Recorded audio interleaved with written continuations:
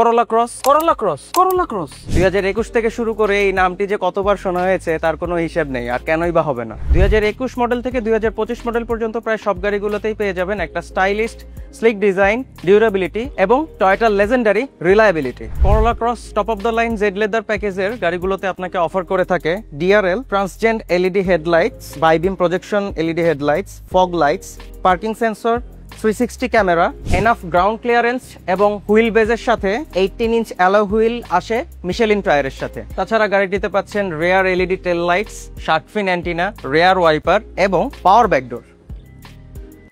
Top of the line Z leather প্যাকেজে leather wrap steering এর সাথে একটি functional instrument cluster, leather seat, power seat এবং ইন্টেরিয়রটাকে আরো বিউটিফুল করতে থাকছে প্যানোরামিক মুনরুফ।